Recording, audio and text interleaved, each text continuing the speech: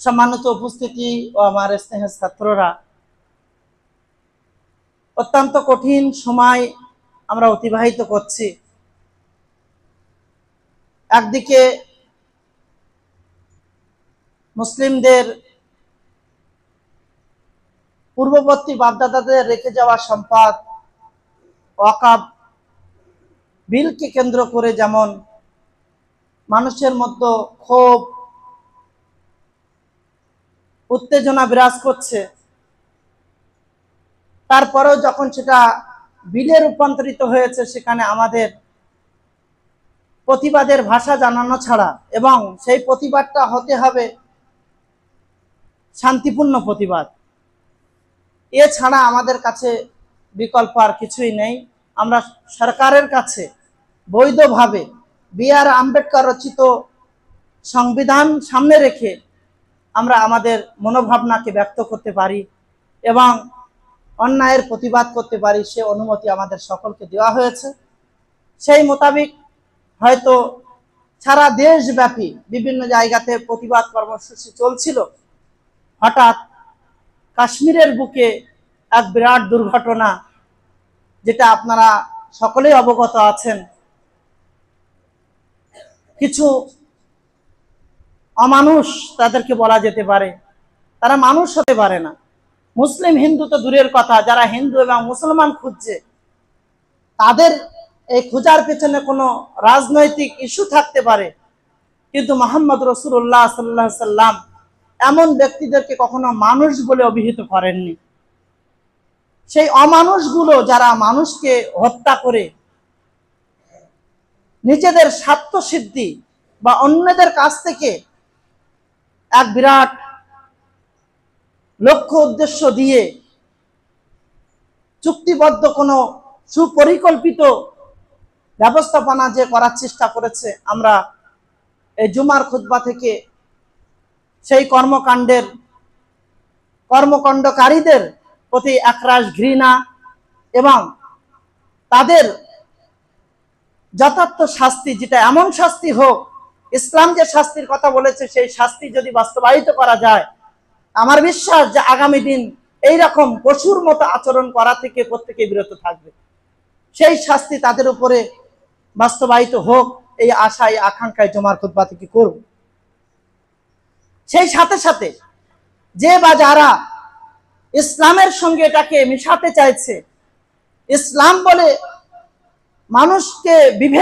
মানুষের মধ্যে বিভেদ সৃষ্টি করতে চাইছে, তাদের উদ্দেশ্যে ইসলামের কিছু বাণী তুলে ধরার জন্য আজকে আমি এই জুমার খুতবায় দাঁড়িয়েছি। আমি জানি বিষয়টা অনেক সেনসিটিভ। গতকালকেই দেখেছেন আসামের বুকে এক পঞ্চায়েত নির্বাচনে একজন বিধায়ক এ ব্যাপারে আলোচনা করতে গিয়ে টাং স্লিপ বলা যেতে পারে, বা তার এটা হতে পারে তার সুচিন্তিত বা সে পরিকল্পিতভাবে এটা বলেছে, সেটা তার নিজস্ব ব্যাপার, তার চিন্তনের সঙ্গে আমাদের চিন্তন কোনোদিন মিলবে না, তাকে অ্যারেস্ট করা হয়েছে। কিন্তু সেই জায়গায় দাঁড়িয়ে একদল মুসলমান একদিকে যেমন না বুঝে কথা বলছে, আর একদল অমুসলিম মুসলমানদের উপরে কুটারাঘাত করে নিজেদের স্বার্থ সিদ্ধি লুটার পূর্ণ প্রচেষ্টা চালাচ্ছে। আর একদিকে কিছু নাস্তিক, তারা বলছে আমি অপমানিত, আমি লজ্জিত, তাই আমি দিনকে ছেড়ে, আমি ইসলামকে ছেড়ে অন্য কিছুকে গ্রহণ করলাম। এক পাগল এই স্বরূপনগরের বুকে নির্মাণ হাই স্কুলের নাকি তিনি আবার মাস্টার। এ সমস্ত বেহুদাদের কিছু কথা বলার জন্য আজকে মিম্বারে আমি দাঁড়িয়েছি। জনাবে মুহাম্মদ রাসূলুল্লাহ সাল্লাল্লাহু আলাইহি ওয়াসাল্লামের আগমনের কথা মনে করানোর জন্য এই মিম্বারে দাঁড়িয়েছে। সেই কথা স্মরণ করুন, যেদিন মুশরিকিনে মক্কা একে অপরের প্রতি যে অত্যাচার নামিয়ে নিয়ে এসে পুঁজিপতিদের যে চিন্তনকে বাস্তবায়ন করার পূর্ণ প্রচেষ্টা করেছিল, নারীদের কোনো অধিকার সেদিন ছিল না, তাদেরকে মানুষ মনে করা হতো না, এমনকি তারা অপবিত্র হয়ে গেলে তাদের ঘরের এক কিনারাতে অবস্থান করতে হতো, এক জায়গায় খাওয়ার অনুমতি পর্যন্ত ছিল না। ঠিক সেই সময়ে জনাবে মুহাম্মদ রাসূলুল্লাহ সাল্লাল্লাহু আলাইহি ওয়াসাল্লাম কি পরশ পাথরে এনে তাদেরকে সম্মান দিয়েছিল, সে কথা আজ আপনাদেরকে মনে করতে হবে। সেই সাহাবীর কথা মনে করুন। ইসলাম আনার পূর্বে সেই ঘরে কোনো নারী সন্তান হয়ে জন্মগ্রহণ করাটা অপরাধ ছিল। তার ঘরে জন্ম হওয়া নারীটা, ছোট বাচ্চাটা, সে গোপনে মানুষ করার পূর্ণ প্রচেষ্টা নিয়ে যখন এগিয়ে যাচ্ছিল, প্রতিবেশীরা যখন এ খবর জেনে গেল, এহেন পরিস্থিতিতে প্রতিবেশীরা তার থেকে দূরত্ব এখতিয়ার করলে, প্রতিবেশীরা তার থেকে পূর্ণভাবে পুরো গ্রামবাসী যখন বয়কট করলো, সে বাধ্য হয়ে তার জীবিত সন্তানটাকে নিয়ে মাটিতে দাফন করে চলে আসলো। বাচ্চা আব্বু আব্বু করতে থাকলো, তারপরেও সে কিছু বলতে পারলো না। জনাবে মুহাম্মদ রাসূলুল্লাহ সাল্লাল্লাহু আলাইহি ওয়াসাল্লাম যেদিন 3টে নারী সন্তানের খুশির খবর শোনাতে চাইলেন, সেদিন সে ছোট বাচ্চার মতো হাউ হাউ করে কাঁদছিল। সাহাবা کرامরা যখন তাকে আটকানোর প্রচেষ্টা করেছে, আল্লাহর নবী জনাবে মুহাম্মদ রাসূলুল্লাহ সাল্লাল্লাহু আলাইহি ওয়াসাল্লাম বলছেন, ওর মনের ব্যথাটা দূর করতে দাও, ওর মনের ব্যথাটা বের করতে দাও। আল্লাহর নবী যখন জিজ্ঞাসা করছেন, পুরো ঘটনাটা শুনলে গা শিউরে ওঠে। ইসলাম সেই নির্দেশনায় দিয়েছে যে একজন মানুষকে মারাটা কত বড় অন্যায় হতে পারে। মোহতারাম উপস্থিতি, একটা জায়গায় একটা কথা বলে শেষ হয়ে গেলে হবে না, বিস্তারিত বর্ণনার প্রয়োজন রয়েছে। জনাবে মুহাম্মদ রাসূলুল্লাহর আচরণটা কেমন ছিল? মুশরিকিনে মক্কা একজন আরেকজনের মালকে কিভাবে হরপ করবে, একজন আরেকজনের মালকে কিভাবে লুটপাট করবে, একজন পুঁজিপতি অন্যের মালকে হরপ করে কিভাবে তাদেরকে নিজের আয়ত্তে গোলামের মতো খাটিয়ে রাখবে, সবকিছু ব্যবস্থাপনা সেদিন ছিল। কিন্তু মুহাম্মদ রাসূলুল্লাহ সাল্লাল্লাহু আলাইহি ওয়াসাল্লাম যখন এই জমিনে আসলেন, এক পরশ পাথর নিয়ে আসলেন, পবিত্র আল কোরআন নিয়ে আসলেন, প্রত্যেককে তার নিজ নিজ অধিকার বুঝিয়ে দিয়ে এক শান্তিপূর্ণ সমাজ প্রতিষ্ঠা করার পূর্ণ চিন্তন নিয়ে এই সমাজকে একটা শান্তি পৌঁছে দিয়েছিলেন কি দেননি? আর এই সমাজে শান্তি প্রতিষ্ঠা করতে গিয়ে তার উপরে যে অত্যাচারের স্টিম রুলার চালানো হয়েছে, তার উপরে যে অত্যাচার করা হয়েছে, এমনকি তার দান শহীদ করা হয়েছে, এমনকি তাকে রক্তে রক্তাক্ত হতে হয়েছে। বলুন, সেই তায়েফের কথা মনে করুন। আজকে যাদের মনে হচ্ছে ইসলামের মধ্যে রয়েছে আমাদের ভীত হওয়ার চিন্তন, ইসলাম মনে হয় মানুষকে হত্যা করে, তোমাকে স্মরণ করিয়ে দিতে চায়। তুমি স্মরণ করো, সেদিন হত্যাকারী ওই লোকগুলো ছিল তোমার বাপদাদা কীট। সেদিন কিন্তু ইসলামের মতাদর্শীরা মুহাম্মদ রাসূলুল্লাহ সাল্লাল্লাহু আলাইহি ওয়াসাল্লামের উপরে আক্রমণ করেন। সেদিন কিন্তু সাহাবা کرامদের মতো অত্যাচার কোন মুসলমান করেনি, কোন কোরআন হাদিস মাননেওয়ালা করেনি। মুহাম্মদ রাসূলুল্লাহ যখন দিনের দাওয়াত পৌঁছাতে গিয়েছিলেন, তোমাদের মতো কীটরা, তোমাদের বাপদাদাদের সেই রক্ত এখন প্রবাহিত হচ্ছে, সেই সমস্ত কীটরা যখন আল্লাহর নবী জনাবে মুহাম্মদ রাসূলুল্লাহকে অত্যাচার করেছে, এই অত্যাচারে আল্লাহ সুবহানাহু ওয়া তাআলা ব্যতীত হয়ে জিবরিলকে পাঠিয়ে বললেন, জিবরিল মুহাম্মাদের কাছে যাও এবং গিয়ে বলো, মুহাম্মদ যদি এই কথায় রাজি হয় তাহলে 2 পাহাড়ের মধ্যে এদেরকে পিষে মেরে দেওয়া হবে। আল্লাহর নবীর প্রতি উত্তরটা তোমাকে মনে রাখতে হবে। তুমি যদি ইতিহাস না জেনে থাকো, তোমাকে আমি ইতিহাস মনে করিয়ে দিতে চাই।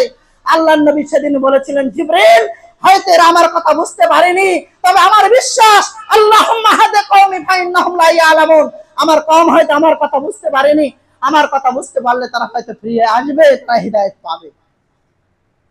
একটা শুধুমাত্র একটা বলির প্রয়োজন ছিল যে হ্যাঁ, আমি ওদের প্রতি নারাজ, যে ব্যবস্থা করার ব্যবস্থাটা করে দিন। তাহলে তায়েফের সেই সমস্ত অত্যাচারীদের কি অবস্থা হতো? সেদিন মুহাম্মদ রাসূলুল্লাহকে কাজ করেছিলেন। ইসলামের বিরুদ্ধে আঙুল উঠানো ব্যক্তিদের কাছে জিজ্ঞাসা, মক্কার জীবনটাও যেমন ইসলাম, মক্কার ইসলামকে যেমন আমরা ইসলাম মনে করি, মদিনার ইসলামকে আমরা ইসলাম মনে করি, ওই সমস্ত কাপুরুষদের কথা ইসলামের বিবেচনা হবে না। একমাত্র ইসলামকে মানতে হলে মুহাম্মদ রাসূলুল্লাহ সাল্লাল্লাহু আলাইহি ওয়াসাল্লামকে সামনে রেখে ইসলামের বিবেচনা হবে। আল্লাহ সুবহানাহু ওয়া তাআলা পবিত্র কোরআন মাজিদে স্পষ্ট করেছেন, লাকাদ কানা লাকুম ফি রাসূলিল্লাহি উসওয়াতুন হাসানাহ ওয়া মা আতাকুমুর রাসূলু ফাখুযু ওয়া মা নাহাকুম আনহু ফান্তাহু। আব্দুল হামিদকে দেখে যদি তুমি ইসলামের বিবেচনা করো, তাহলে ইসলামের অনেকগুলো বিষয়ে প্রশ্ন চিহ্ন তুমি দেখতে পাবে। কিন্তু কেন তুমি আব্দুল হামিদকে দেখে ইসলামের বিবেচনা করছো? ইসলামকে যদি বিবেচনা করতে হয়, মুহাম্মদ রাসূলুল্লাহ সাল্লাল্লাহু আলাইহি ওয়াসাল্লামকে সামনে রেখে ইসলামের বিবেচনা করো। মক্কার ইসলাম, তুমি কি অত্যাচার করতে কোনো খামতি রেখেছিলে? মক্কা থেকে হিজরত করে মদিনায় বিতাড়িত হয়ে আসতে হয়েছে, কোন রকম খামতি কি তোমার ছিল? যখন মদিনাতে এসে নিজের শক্তি সঞ্চয় করেছি, তারপরেও তোমার বিরুদ্ধে যুদ্ধ করতে যায়নি। ইসলাম কোনোদিন তোমার বিরুদ্ধে আগ বাড়িয়ে যুদ্ধ করেনি। তুমি যখন হামলা করার পূর্ণ প্রচেষ্টা করেছো, সেটা দমন করার পূর্ণ প্রস্তুতি মোহাম্মদ রাসূলুল্লাহ নিয়েছেন। তার আগে ইসলাম আগ বাড়িয়ে কারোর উপরে যুদ্ধ দমন করতে যায়নি। কার উপরে আঙুল উঠাচ্ছ তুমি? কোন ইসলামের কথা বলছো তুমি? যে ইসলামের কিছু নরপিপাসুর কারণে তুমি ইসলামের বদনাম করছো। ওই সমস্ত ব্যক্তি যাদের কারণে ইসলামকে বদনাম করতে চাইছো, শোনো আল্লাহর নবী তাদের ব্যাপারে কি বলেছেন। চরমপন্থায় বিশ্বাসী হওয়ার কারণে কোন ব্যক্তি কোন কাবিরা গুনাহ করে বসলো, আর সেই ব্যক্তিকে তুমি কাফের বলে ফতোয়া দিয়ে তাকে হত্যা করবে, ইসলাম কি কথা তোমাকে বলেছে? কে বলেছে তোমাকে কথা? কোন ব্যক্তির মাথায় যদি শিরক ঢুকেছে, তাকে তাওহীদের ঔষধ দিয়ে ভালো করতে হবে। কোন ব্যক্তির মাথায় যদি বেদাত ঢুকেছে, তাকে সুন্নাতের ঔষধ দিয়ে ভালো করতে হবে। কারোর যদি মাথায় যন্ত্রণা হচ্ছে, সেলিডান খাইয়ে ভালো করতে হবে। গলা কেটে দিলে আর যন্ত্রণার অবস্থাটা কে বুঝবে? কোন ইসলাম আপনাকে বলেছে যে গলা কেটে দিতে হবে? কে বলেছে আপনাকে? যদি কেউ বলে তাকে সে ইসলামকে বোঝেনি। আজকে দেখতে পাচ্ছেন গাজার বুকে যে ঘটনা ঘটছে, এক শ্রেণীর কাপুরুষরা তারা কথায় কথায় বলছে গাজা করে দেব, গাজা হয়ে যাবে। তুমি করে দেবে, তোমার ক্ষমতা আছে, তুমি করতেই পারো। তুমি করলে কি মনে করছো যে তুমি স্বাধীন হয়ে যাবে? আল্লাহ রাসূল সাল্লাল্লাহু আলাইহি ওয়াসাল্লামের ওই কথাই আমি বিশ্বাস করি। একটা দিন পাথরের পিছনেও যদি তুমি আশ্রয় নাও, পাথর ডেকে বলে দেবে কথা, এই পিছনে শয়তান লুকিয়ে আছে, কে মারো। এ কথাই আমি বিশ্বাসী। তুমি শেষ করতে পারবে না। তুমি মনে করতে পারো, তোমার ধারণা হতে পারে, কিন্তু আমি ওই কোরআনের প্রতি বিশ্বাস করি, যেটা আল্লাহ সুবহানাহু ওয়া তাআলা প্রদত্ত আসমানী কিতাব। আমি ওই নবীর উপরে বিশ্বাস করি যে নবী সঠিক দিন ইসলাম আমার কাছে পৌঁছে দিয়েছেন। মাত্র উপস্থিতি, আমার নবী ও কথা বলেনি, আমার নবী ইসলামের কথা বলেনি যে ইসলামের কথা তুমি বলছো। আজকে এক শ্রেণীর কাপুরুষ যারা গাজার বুকে হামাস নামের ওই কলঙ্কিত ওই শয়তানগুলো যারা কাজ করছে ওদের হয়ে, আর আক্রমণ করে তাদেরকে। আজ এসব তো পরিকল্পিত বিষয়। পরিকল্পিত বিষয় হলে অনেক কিছু সাজানো হয়। হামাসদের আপনি মুসলমান বলছেন, ভুল করছেন আপনি। হামাস তাদের তৈরিকৃত একটা দল, তালেবান তাদের তৈরিকৃত একটা দল। পিছন দিক থেকে তারা ইসলামের মুখোশ পরে ইসলাম ইসলাম করতে থাকবে, আর ওই অজুহাত দিয়ে তাদেরকে আবার মারা হবে। এরা ইসলামিক দল নয়, ইসলামের হর্ষই এদের মধ্যে নেই। ইসলাম এই সমস্ত মানুষের মুখের বলিকে ইসলাম সাপোর্ট করে না। আল্লাহর নবী বলেছেন কিয়ামতের পূর্বে একটা দল আসবে, তারা যখন কোরআন তেলাওয়াত করবে, তোমাদের মনে হবে তাদের কোরআন তেলাওয়াতের কাছে তোমাদের কোরআন তেলাওয়াত কিছুই নয়। তাদের সালাতের সামনে তোমাদের সালাত কিছুই মনে হবে না, তাদের সিয়ামের সামনে তোমাদের সিয়াম কিছুই মনে হবে না। আমি মুহাম্মদ রাসূলুল্লাহ যদি বেঁচে থাকতাম, তাহলে তাদেরকে আমি হত্যা করতাম নিজ হাতে করে। তারা কারা জানেন? তারা ওরাই যারা কথায় কথায় কাবিরা গুনাহকারীদের হত্যা করার জন্য প্রস্তুত হয়ে যায়। কাবিরা গুনাহকারী মুসলমান না? কাবিরা গুনাহ করে যদি সে তওবা করে ফিরে আসে, সে মুসলমান থাকবে না? কে আপনাকে ফতোয়া দিতে বললো যে কাবিরা গুনাহকারী মুসলমান নয়? কাবিরা গুনাহকারীকে হত্যা করতে হবে, কাবিরা গুনাহকারীর পিছনে থাকা যাবে না? কে বললো আপনাকে? আরে কাবিরা গুনাহকারী তো দূরের কথা, আল্লাহ সুবহানাহু ওয়া তাআলা পবিত্র কোরআন মাজিদে বলছেন, মান কাতালা নাফসান বিগাইরি নাফসিন আও ফাসাদিন ফিল আরদ ফাকান্নামা কাতালান নাসা জামিয়া। একজন মানুষকে নির্মমভাবে অন্যায়ভাবে হত্যা করা সারা বিশ্বের প্রতিটা মানুষকে হত্যা করার সমান। এখানে বলা হয়েছে মুসলমানকে হত্যা করা, বলা হয়েছে ইহুদিকে হত্যা করা, বলা হয়েছে অন্য কাউকে হত্যা করা। একজন মানুষ, একজন ইনসানকে যদি অন্যায়ভাবে কেউ হত্যা করে, সারা বিশ্বের প্রত্যেকটা মানুষ হত্যা করলে যে গুনাহ লেখা হয়, তার নামে সেই গুনাহ লিখিত হবে। তুমি মনে করো সে কথা? ইসলাম কাকে বলে? আদমের সন্তান কাবিল যখন হাবিলকে হত্যা করলো, ইসলাম কতটা দূরদর্শিতার পরিচয় দিয়ে তার মান্যওয়ালাদের কাছে এই রিপোর্ট পেশ করে গিয়েছে। তারপরে যদি অজ্ঞরা না বোঝে, তাহলে তো ওই ব্যক্তিত্ব তাদের। বলছে কাবিল তুমি হত্যা করেছো, শোনো, পৃথিবীতে যত যুদ্ধ বিগ্রহ সংগঠিত হবে প্রত্যেকটার একটা পাপের অংশ তোমাকে বহন করতে হবে। এর নাম ইসলাম, এর নাম ইসলাম। এ কথা বলে ইসলাম শেষ করেনি। আমান আহইয়া ফাকান্নামা আহইয়ান নাসা জামিয়া, একজনকে সেবা শুশ্রূষার মাধ্যমে জাগিয়ে তোলা, বাঁচিয়ে তোলা, সারা বিশ্বের প্রত্যেকটা মানুষকে বাঁচালে যে নেকি হয় তার নামে সে নেকি লিখিত হবে। এর নাম ইসলাম। ইসলাম কাকে বলে? তোমার প্রতিবেশী যদি না খেয়ে আছে, তার জন্য তোমার তরকারিতে একটু ঝোল বেশি করে দাও, যাতে করে ওই ঝোলটা তাকে দিয়েও সে উপকৃত হতে পারে। সেই প্রতিবেশী হিন্দু হতে পারে, সেই প্রতিবেশী অন্য কোন সম্প্রদায়ের হতে পারে। ইসলাম বলেনি যে মুসলমান দেখে দেখে দাও, বলেছে? ইসলাম একাধিকবার একথা বলছে, লা তাকতুলু আনফুসাকুম, তোমরা তোমাদের নাফসকে হত্যা করো না। কখন ইসলাম বলছেন লা তাকতুলু আওলাদাকুম, তোমরা তোমাদের সন্তানদেরকে হত্যা করো না। কখন ইসলাম বলছেন ছোট ছোট বাচ্চাদের কিয়ামতের সেই কঠিন দিনে জিজ্ঞাসা করা হবে বিআইয়ি যামবিন কুতিলা, কি কারণে তোমাকে হত্যা করা হয়েছিল, কি কারণ ছিল যে তোমাকে মায়ের পেটে মেরে দেওয়া হয়েছিল? ইসলাম একথা জিজ্ঞাসা করবে, তারপরে আপনি ইসলামের উপরে প্রশ্ন চিহ্ন উঠিয়ে বলবেন যে ইসলাম কাউকে হত্যা করতে বলেছে? না বুঝে যদি কেউ কোনো কাজ করছে তার বিরুদ্ধে আপনি অ্যাকশন নেন। সুপরিকল্পিত হলে আপনি আপনার বিচার কিভাবে করবেন তার জন্য আপনি প্রস্তুত থাকুন, কিন্তু ইসলামকে কলঙ্কিত করতে আসবেন না, ইসলামকে কলঙ্কিত করবেন না। ইসলামকে জানার চেষ্টা করুন। আর ওই অজ্ঞ মূর্খ যে বলে আমি লজ্জিত, ইসলামের ব্যাপারে জানার আমি বুঝতে পারিনি, ওই অজ্ঞকে বলছি ইসলামকে একটু পড়ার চেষ্টা করো। জীবনে তো এক পাতা পড়ার কোনোদিন সৌভাগ্য হয়নি, সারা জীবন পড়ে গিয়েছো এটা এটা এটা এটা, a plus B whole square, a square plus 2ab plus B square, জীবনে তো এটা পড়ার সুযোগ হয়নি। আলাম আন্নাহু লা ইলাহা ইল্লাল্লাহর ব্যাখ্যাটা কি হতে পারে, আল্লাহর নির্দেশ আগে জানো, আগে বোঝো, আগে শিখো, এইটাও জানার তোমার সৌভাগ্য হয়নি। তুমি এখন ছেড়ে দিলেই বা কি হবে, আর তোমার ছেড়ে না দিলেই বা কি হতে পারে? মোহতারাম উপস্থিতি, আপনাদের কাছে আমার বিনীত অনুরোধ, আমরা এই জুমার খুতবা থেকে এই সমস্ত ব্যক্তিরা যারা ইসলামকে না বুঝে তাদের উপরে এই কলঙ্কিত অধ্যায় তৈরি করতে চেয়েছে, খুব ভালো লেগেছে। আলহামদুলিল্লাহ, কিছু মানুষ যারা নিজের জানকে বাজি রেখে সেই পর্যটকদের বাঁচানোর চেষ্টা করেছে, তারা মানবতার পরিচয় দিয়েছে। আমরা সাধুবাদ জানাই তাদেরকে যে একজন মানুষ হয়ে আরেকজন মানুষকে বাঁচানোর জন্য তারা প্রাণপণ চেষ্টা চালিয়ে গিয়েছে। কিভাবে হতে পারে একবার কি বোঝার চেষ্টা করছেন? একটু যদি ঘেনু থাকে তাহলে তো বুঝে নিতে আর একেবারে সবটাই পরিষ্কার। একটু যদি ঘেনু থাকে বেরেনে, তা আমার মনে হয় কোনো কিলোকল করার জায়গা নেই। কেন হলো, কিভাবে হলো, হওয়ার কারণটা কি হতে পারে, কোনো প্রশ্নের জায়গা আছে বলে আমি মনে করি না। তারপরেও কারোর বিরুদ্ধে আমি প্রশ্ন উঠাতে চাইছি না।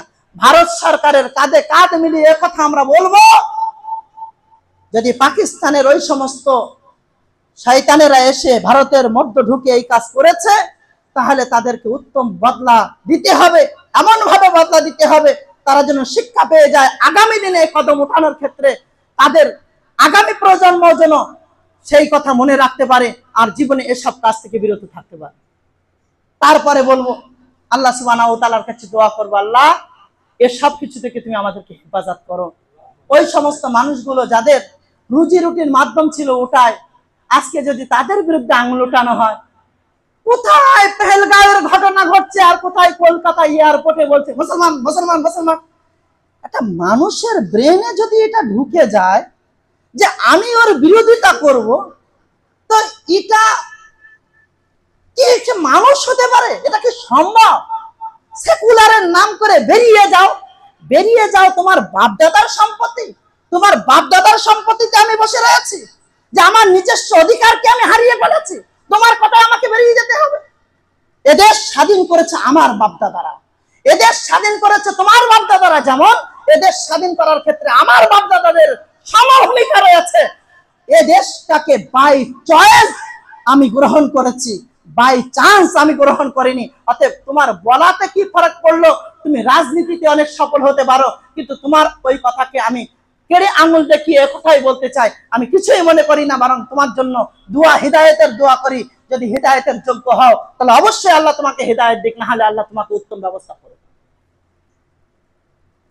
মোহতারাম উপস্থিতি, যাদের টেররিস্ট বা সন্ত্রাসবাদ বলা হয়, সন্ত্রাসী বলা হয়, এই নামের সঙ্গে মুসলিম, আমি জানি না তারা কোন টেররিস্ট, কোন সন্ত্রাসী, যে মানুষকে নাকি জিজ্ঞাসা করেছে তুমি কি, তুমি মুসলমান। জানি না ওরা কোন মুসলমান, ওরা আদৌ মুসলমান কিনা আমার জানা নেই, নাকি ওটা পরিকল্পিত। বিভিন্ন জনের বয়ান বিভিন্ন ভাবে আসছে, বিভিন্ন জন বিভিন্ন কথা বলছে, সেই জায়গায় দাঁড়িয়ে ওই সমস্ত নরপিপাস যারা এই কাজ করেছে এবং ধর্ম জিজ্ঞাসা করে করে করেছে, আমি বলবো ওদেরকে উত্তম শিক্ষা দেওয়ার জন্য যেটা প্রয়োজন সরকার সেটা করুক। আমরা ভারতবাসী হিসাবে সবাই এটাই কামনা করি। দ্বিতীয় নাম্বার, যারা এটাকে মনে করছেন ইসলাম, তাদের উদ্দেশ্যে আমি কয়েকটি কথা বলবো। ইসলাম শব্দটাই প্রতিষ্ঠিত হয়েছে সালাম শব্দ থেকে, শান্তি থেকে। কোনদিন ইসলামে কাজ করতে পারে না, তার কিছু উদাহরণ আমি আপনাদেরকে দেব। মুহাম্মদ রাসূলুল্লাহ সাল্লাল্লাহু আলাইহি ওয়াসাল্লামকে পাঠানো হয়েছিল রাহমাতুল লিল আলামিন হিসাবে, নবমণ্ডল ভূমণ্ডলের রহমত হিসাবে মুহাম্মদ রাসূলুল্লাহকে পাঠানো হয়েছিল। অতএব শব্দ কথা অর্থেই বোঝা যায় যে ইসলাম কি প্রতিষ্ঠা করতে চায়, ইসলাম কি চায়। আল্লাহ রাসূল সাল্লাল্লাহু আলাইহি ওয়াসাল্লামের কথা এবং কোরআন মাজিদের একাধিক বাক্য, যে শব্দগুলো এটা প্রমাণ বহন করে। আল্লাহ সুবহানাহু ওয়া তাআলা ইন্নাল্লাহা লা ইউহিব্বুল ফাসাদ, আল্লাহ তাআলা ফাসাদকে কখনোই পছন্দ করেন না। আল্লাহ সুবহানাহু অন্যত্র বলা হয়েছে এটাকে এইভাবে, আল ফিতনাতু আশাদ্দু মিনাল কাতল, ফিতনা এর থেকেও, এই যে সন্ত্রাসবাদী টেররিস্ট, এটা হলো ফিতনার একটা নিম্নরূপ। এই সব কিছুকে কন্ডেম করেছে পূর্ব থেকে ইসলাম। অতএব আমরা এসব কিছু থেকে বেঁচে থাকবো। পবিত্র কোরআন মাজিদে আল্লাহ সুবহানাহু ওয়া তাআলা স্পষ্ট করেছেন, যারা আল্লাহ এবং তার রাসূলের বিরুদ্ধে যুদ্ধ করে এবং জমিনে ফাসাদ করে বেড়ায়, তাদের আযাব কেবল এই যে তাদেরকে হত্যা করা হবে অথবা শুলে চড়ানো হবে, কিংবা বিপরীত দিক থেকে তাদের হাত পা কেটে ফেলা হবে। আল্লাহ আল্লাহ রাসূলের বিরুদ্ধে যুদ্ধ ঘোষণা করবে আর জমিনে ফাসাদ সৃষ্টি করবে। কারা এরা? এরা যাদের কথা উল্লেখ করা হয়েছে, এদের কথাই এই পবিত্র কোরআন মাজিদে আজ থেকে 1450 বছর আগে আল্লাহ সুবহানাহু ওয়া তাআলা বর্ণনা করে দিয়েছে। মোহতারাম উপস্থিতি, যদি আরো একটু এগিয়ে যাওয়া যায়, ইসলামের শিক্ষা হলো সুন্দর চরিত্র গঠন করা। যার চরিত্র যত ভালো হবে, ইসলামে তাকে সবচেয়ে উন্নত মুমিন হিসাবে গ্রহণ করা হয়েছে। সেই হাদিসের মধ্যে বর্ণিত হয়েছে, মান সালামাল মুসলিমুনা মিন লিসানি ওয়া ইয়াদিহি, সবচেয়ে উত্তম মুসলমান সেই ব্যক্তি যার হাতের দ্বারা এবং মুখের দ্বারা অন্য মুসলমান নিরাপদ থাকে। আমার হাতের দ্বারাই যদি অন্য নিরাপদ থাকে, আমার মুখের দ্বারাই যদি অন্য নিরাপদ থাকে, তাহলে তাকে সবচেয়ে উত্তম মুসলমান বলা হয়েছে। এবং মনে রাখবেন, শিরকের পরে সবচেয়ে ভয়ানক যে শাস্তি, ভয়ানক যে পাপাচার, সেটা হলো মানুষকে হত্যা করা পাপাচার। মোহতারাম উপস্থিতি, আমরা এসব থেকে বেঁচে থাকার চেষ্টা করব। আল্লাহ সুবহানাহু ওয়া তাআলা এগুলো থেকে যেন আমাদের বেঁচে থাকার তৌফিক দান করেন, আমিন। যে ইসলাম নির্বিচারে অন্যায়ভাবে মানুষকে হত্যা করাকে নিষেধ করেছেন, মানে সন্ত্রাসবাদ একেবারে হারাম ঘোষণা করা হয়েছে ইসলামের মধ্যে। আল্লাহ সুবহানাহু ওয়া তাআলা সূরা বানী ইসরাঈলের 33 নম্বর আয়াতে বলে, ওয়ালা তাকতুলুন নাফসাল্লাতী হারামাল্লাহ, কোন নাফসকে অন্যায়ভাবে হত্যা করা এটা হারাম, ইল্লা বিল হক, তবে হকের সঙ্গে। হকের কথা তো সবাই মেনে নিয়ে চলেছে। যদি কেউ কাউকে হত্যা করে, তাহলে কিসাস স্বরূপ তাকে হত্যা করতে হবে। আর মাপের জায়গাটাও স্পষ্ট করা রয়েছে। তা কিসাস ব্যতীত কোন মানুষকে হত্যা করা, এটা আল্লাহ সুবহানাহু ওয়া তাআলা হারাম ঘোষণা করেছেন। অতএব এর থেকে যেন আমরা বেঁচে থাকতে পারি, আল্লাহ সুবহানাহু ওয়া তাআলা আমাদের তৌফিক দান করুন, আমিন। যে ইসলাম মানুষকে ক্ষমা করতে শিখিয়েছে। যদি কোনো জায়গায় আমি আঘাত খেয়েছি, আমি আঘাত খাওয়ার কারণে আমি অন্যের উপরে আক্রমণ করে বসেছি, ইসলাম এক্ষেত্রে আমাকে নিষেধাজ্ঞা জারি করেছে যে না, তুমি ক্ষমা করো, তবে অন্যকে মারতে যেও না, মেরো না, তুমি ক্ষমা করা এইটাই তোমার জন্য শ্রেষ্ঠ পথ, এটাকে তুমি গ্রহণ করতে পারো। ইসলাম তাকে নসিহত করেছে, ইসলাম তাকে উপদেশ দিয়েছে। অতএব আমরা এসব আয়াত, এসব নির্দেশনাকে সামনে রেখে আমরা চেষ্টা করব যে প্রকৃত ইসলাম কোনটি সেটা জানা এবং তার প্রতি পূর্ণ ঈমান আনা। আল্লাহ সুবহানাহু ওয়া তাআলা যেন আমাদের তৌফিক দান করেন, আমিন। ইসলাম বদলাতে মানা করেনি, তবে ইসলাম হুঁশিয়ারি দিয়েছেন, বদলার পরিণাম যদি ক্ষমার পরিমাণের চেয়ে বেশি হয়, তাহলে কিন্তু রিহাই পাবে না। তাহলে একটু আগে বললেন যে ক্ষমা করা ব্যক্তিদের ইসলাম পছন্দ করেছেন, আবার তারপরে বলছেন যদি কোনো ব্যক্তি কিসাস নেয়, বদলা নেয়, তাহলে ইসলাম এটা নিষেধ করেনি, তবে মনে রেখো সেই কিসাস, সেই বদলা যদি একটু বেশি হয়ে যায়, তাহলে ইসলাম তাকে বাঁচাবে না।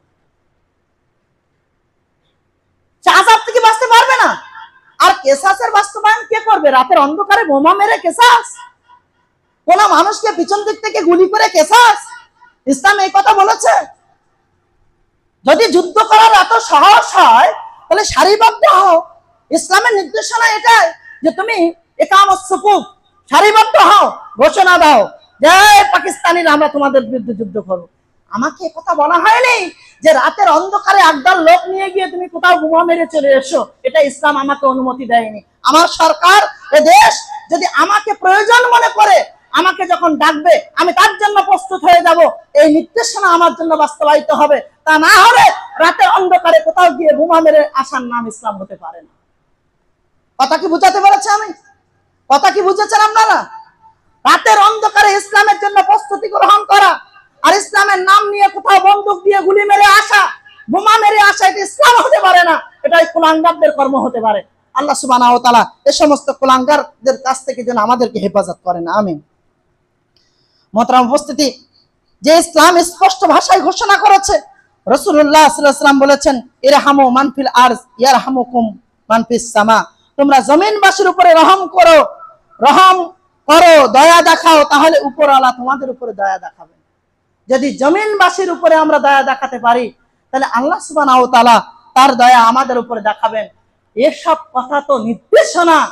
উদাহরণ যদি আপনি নেন, আল্লাহর নবী সাল্লাল্লাহু আলাইহি ওয়াসাল্লাম একটা নারীর বিড়াল বেঁধে রেখে দেওয়ার কারণে, বিড়ালকে না খেতে দেওয়ার কারণে তার সাজার কথা যেমন ঘোষণা করা হয়েছে, একটা কুকুরকে পানি পান করানোর কারণে তার খোঁজখবরের কথা ঘোষিত হয়েছে। এটাই হলো ইসলাম। এরপরেও যদি ইসলামকে কেউ না বোঝে তাহলে সে অজ্ঞকে আগে উচিত ইসলামকে কিভাবে সে বুঝবে। আজকের দিনে আমার মা নেই, আমার মায়ের খিদমত আমার জন্য জরুরি। আল্লাহ নবীর কাছে কোন সাহাবী এসে বলছেন, আল্লাহ নবী আমার মা তো, আল্লাহ নবী বলছেন তোমার বাড়িতে তোমার মা আছে? বলছে না। তোমার খালা আছে? না। হ্যাঁ একজন আছেন, তিনি তো মুসলিম নন, তিনি তো ইসলাম কবুল করেননি। আল্লাহ নবী বলছে যাও ওর গিয়ে খিদমত করো, তোমার মায়ের বান্ধবী তোমার খালা, তাকে গিয়ে খিদমত করো, তুমি যুদ্ধের চেয়ে বেশি নেকি পেয়ে যাবে। আল্লাহ নবীর নির্দেশনাগুলোকে কি বোঝায়? এই নির্দেশনাগুলো থেকে আমরা কি শিক্ষা নিতে পারি? আমি করজোরে অনুরোধ করছি জুমার খুতবানে এই সমস্ত ইতমিনানের কথা, শান্তির কথা যদি বলতে থাকা যায় তাহলে মুহাম্মদ রাসূলুল্লাহ সাল্লাল্লাহু আলাইহি ওয়াসাল্লামের 23 বছরের জীবনটাই পুরো শান্তিতেই ভরা, আল্লাহর নবীর দয়াটাই শান্তিতে ভরা। ওই সমস্ত কয়েদীদের কথা মনে করুন, বদরের যুদ্ধের সেই সমস্ত পাকড়াওকৃত বদমাইশদের কথা মনে করুন। হযরত ওমর রাদিয়াল্লাহু তাআলা আনহু যাদের বিরুদ্ধে ফতোয়া জারি করেছিলেন, তার সুপরামর্শ, তার চিন্তিত মতামত, সুচিন্তিত মতামত এইভাবে দিয়েছিলেন। আল্লাহর নবী ওরা যে অত্যাচার করেছে ওদের বেঁচে থাকার কোনো অধিকার নেই, যার আত্মীয় তার কাছে ছেড়ে দেন, শেষ করে দিক, এটাই কল্যাণ করা হবে। আল্লাহর নবী দয়া দেখিয়ে বলছেন, আবু বকর তোমার মতামতটা কি তুমি একবার বলবে? আবু বকর বলছে, আল্লাহর নবী মারার প্রয়োজন নেই, আমাদের বাচ্চাদেরকে একটু শিখিয়ে দেবে, কিছু ফিদিয়া নিয়ে, কিছু কাফারা দিয়ে, কিছু একটু জরিমানা করে ওদেরকে ছেড়ে দেওয়া হোক। ছেড়ে দেওয়া হলো। বদরের যুদ্ধে উল্টো 70 জন সাহাবী শহীদ হয়ে গেলেন। পরবর্তীতে হযরত ওমর রাদিয়াল্লাহু তাআলা আনহুর পক্ষে আয়াত অবতীর্ণ হচ্ছে, নির্দেশনা অবতীর্ণ হচ্ছে। আল্লাহর নবী জনাবে মুহাম্মদ রাসূলুল্লাহ সাল্লাল্লাহু আলাইহি সাল্লাম সেদিনকে মেরে দেওয়ার পথকেও যাদের বেঁচে থাকার কোনো অধিকার ছিল না, আল্লাহর পক্ষ থেকে এই ইসলামের বদনাম করার জন্য তাদের দুনিয়ায় বেঁচে থাকার কোনো অধিকার ছিল না, তারপরেও মুহাম্মদ রাসূলুল্লাহ তাদের জন্য কি ব্যবস্থা করেছেন? মুহাম্মদুর রাসূলুল্লাহর আদর্শের উপরে তুমি উংলি উঠাতে চাইছো। তার মেহমান, তার সঙ্গে কি ব্যবহার করার পরেও তিনি তার সঙ্গে কি আচরণ করেছে তোমার মনে নেই? তুমি মুহাম্মদ রাসূলুল্লাহর বিরুদ্ধে আঙুল উঠাচ্ছ, তার প্রচার প্রসারের সেই দিনের ব্যাপারে তুমি আঙুল উঠাচ্ছ। তুমি জানো না মুহাম্মদ রাসূলুল্লাহ সাল্লাল্লাহু আলাইহি সাল্লাম মসজিদে সেই অন্যায়কারী পাকড়াও হওয়া সেই যে মুজরিম, তার সঙ্গে মুহাম্মদ রাসূলুল্লাহর আচরণ কেমন ছিল? তোমার কি মনে নেই? তাই আমি বিনীতভাবে অনুরোধ করব ওই সমস্ত কুলাঙ্গারদেরকে যারা ইসলামের বিরুদ্ধে আঙুল উঠিয়ে ভিন্ন কথা বলছেন, আমি তাদের উদ্দেশ্যে বলবো যে ইসলামকে জানার চেষ্টা করুন, ইসলামকে বোঝার চেষ্টা করুন, সঠিক ইসলামকে জানুন। মানুষ দেখে ইসলামের বিবেচনা করবেন না, ইসলামের মূল্যায়ন যদি করতে হয় মুহাম্মদ রাসূলুল্লাহ সাল্লাল্লাহু আলাইহি সাল্লামকে সামনে রেখে ইসলামের মূল্যায়ন করুন। তারপরে যদি কোনো প্রশ্ন থাকে তার প্রশ্নের উত্তর আল্লাহ সুবহানাহু ওয়া তাআলার পক্ষ থেকে আপনাকে দেওয়া হবে। আল্লাহ সুবহানাহু ওয়া তাআলা তার উত্তর দিয়ে দিয়েছেন, সেটা আপনার সম্মুখে বিশ্লেষণ করা হবে। আর যদি মনে করেন যেটা আপনার ভিতর থেকে বাইর হচ্ছে বিদ্বেষ, তাহলে তো ভিন্ন কথা। আপনি বলুন যে মুসলমানদের রাখবো না, আরে আন্দালে কথা বলছেন কেন? বলে দেন যে মুসলমানদেরকে আমরা রাখবো না, তাদের হত্যা করে দেবো। করেনি কি? ওসব সহ্য করতে করতে আমরা এই জায়গায় এসে দাঁড়িয়ে আছি।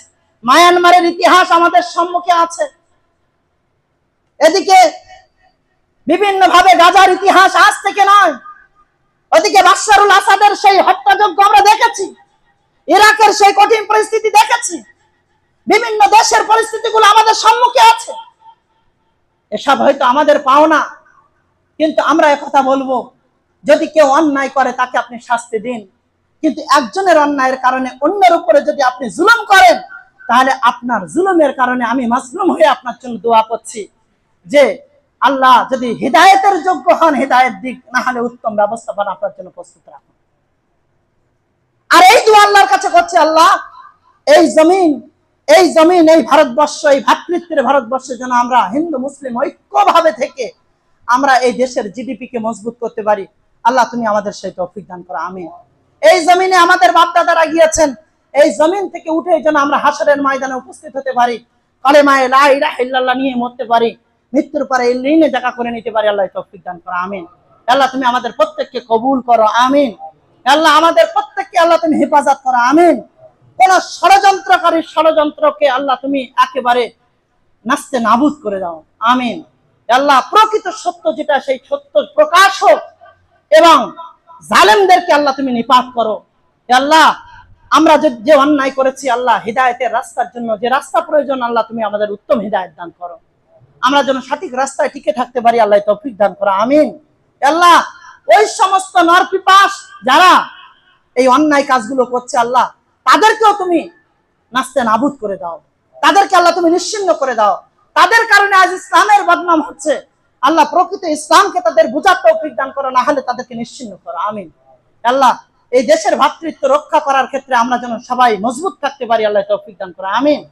ওয়াকফ অ্যামেন্ডমেন্ট বিল, সেই বিলের বিষয়ে আল্লাহ তোমার কাছে ফরিয়াদ করছে, জমিন তোমার, এ জায়গা তোমার, তোমার নামে ঘোষণাকৃত জমি, আল্লাহ তার হেফাজত সেদিন যেমন তুমি আব্রাহার কাছ থেকে হেফাজত করেছিলে, আজকের দিনেও আল্লাহ তুমি হেফাজত করো, আমিন। আমি আমাদের বড়দেরকে সাধুবাদ জানাচ্ছি, যারা কাশ্মীরের এই ভয়ানক দুর্ঘটনাকে সামনে রেখে 3 দিন তাদের প্রতিবাদকে বন্ধ রেখেছেন, কিন্তু রাজনৈতিক নেতারা দুঃখ বেদনায় এক দেশ থেকে আর এক দেশে ফিরে চলে আসছেন, কিন্তু নিজের নির্বাচনী প্রচারকে বন্ধ করছেন না। উদ্দেশ্য কোথায়, কি চিন্তন, আল্লাহ তুমি ভালো জানো। আমি আমার বড়দেরকে সাধুবাদ জানাচ্ছি এবং একথা বলছি যে দেশের সার্বভৌমত্ব রক্ষা করার ক্ষেত্রে যেন আমরা শেষ দিন পর্যন্ত আমরা মিলেমিশে থাকতে পারি, হিন্দু মুসলিম ভাই ভাই হয়ে থাকতে পারি, প্রতিটা সম্প্রদায় ভাই ভাই হয়ে থাকতে পারি, একে অপরের সঙ্গে মিলেমিশে থাকতে পারি। এই ভালোবাসাকে আল্লাহ তুমি বৃদ্ধি করো, আমিন। আল্লাহ আমরা নিজ নিজ ধর্ম পালনের জন্য তোমার সন্তুষ্টি অর্জন করতে পারি। বিশেষ করে অমাইয়াবতাগি গায়রাল ইসলামে দীনা ফালা ইউকবালা মিনহু ইন্নাদ দীনা ইনদাল্লাহিল ইসলাম, এই কথা স্মরণ রেখে দিন ইসলামের সঠিক বিশ্লেষণ যেন আমি আমার জীবন দিয়ে সাজাতে পারি, প্রত্যেকের জন্য সেই ইসলামকে মেনে নিতে পারে, তোমার সন্তুষ্টি অর্জন করতে পারে। আল্লাহ তৌফিক দান করো, আমিন। আল্লাহুম্মা মান আহইয়াতাহু মিন্না ফাহি আলাল ইসলাম আমান তাওফাইতাহু মিন্না ফাতাওফা আলাল ঈমান। আল্লাহুম্মা লা তাহরিমনা আজরাহু ওয়া লা তাফতিননা বাদা। রব্বানা তাকাব্বাল মিন্না ইন্নাকা আনতাস সামিউল আলিম ওয়া তুব আলাইনা ইন্নাকা আনতাত তাওয়াবুর রহিম। সুবহানা রাব্বিকা রাব্বিল ইজ্জাতি আম্মা ইয়াসিফুন। আসসালামু আলাল মুরসালিন। আলহামদুলিল্লাহি রাব্বিল আলামিন।